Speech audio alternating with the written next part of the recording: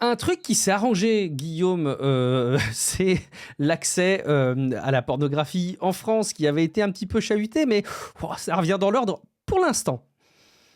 Oui, dans l'ordre des choses, bien sûr, dans l'ordre naturel des Ouais, choses, voilà, bien l'ordre entendu. naturel des C'est choses. le porno gratos, le porno Pornhub est revenu et donc déjà, effectivement, hein, toutes les rubriques fonctionnent bien. J'ai testé pour Ah, chacune rubrique avec t'es rigueur. sûr, J'ai lancé t'as été vigilant, hein, t'as oui, été. j'ai Ok, sur toutes les rubriques, bon, j'ai lancé plein de vidéos sur chaque rubrique, parce que très voilà, bien. pour être sûr. Non, c'est bon. Non, mais il y en a quand même, c'était pas facile. Mais bon, Ah, bref, je non, il y a des rubriques, faudra limite me payer pour y aller. Mais bon, bref, en tout cas, c'est Pornhub est de nouveau en ligne donc avec un autre message, qui dit que le tribunal administratif s'est exprimé, que les Français méritent mieux, tout ça, tout ça, tout ça. Bon, mmh.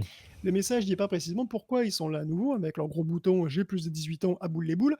En fait, la loi française est en conflit avec la loi européenne. Donc depuis 2002, un pays ne peut pas légiférer sur une entreprise qui est domiciliée dans un autre pays de l'Union, comme c'est le cas pour Ailo qui est à Chypre, à moins de les prévenir avant, de se mettre d'accord, ce qui n'a pas été fait.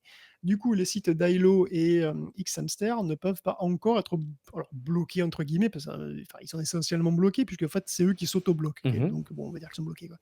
Pour simplifier, notre ministre, Chapaz, donc elle est toujours déterminée, attention, elle dit, la loi sur X, la loi sur le X non, elle dit sur X, pardon, elle dit sur C'est X que la compliqué, loi ouais. sur le X va être en entrer en vigueur. Elle va donc se pourvoir en cassation, comme disent les pros.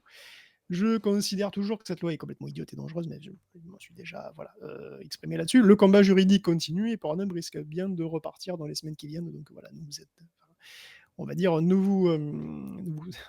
n'annulez pas tout de suite votre abonnement ou votre VPN. On pourrait dire merci l'Europe, hein, si on est de l'avis, en tout cas, enfin, si on est de cet avis-là, ça dépend de l'avis qu'on a, mais bon, en tout cas, on pourrait dire merci l'Europe, mais il n'est pas exclu que l'Europe elle-même accouche d'une loi de ce type, à un moment ou à un autre, on ne sait pas. Pour ce qui est de WhatsApp, par contre, là, oui, on peut dire merci l'Europe, parce que j'avais dit dans l'épisode précédent, au passage, hein, que la pub allait arriver en force sur WhatsApp.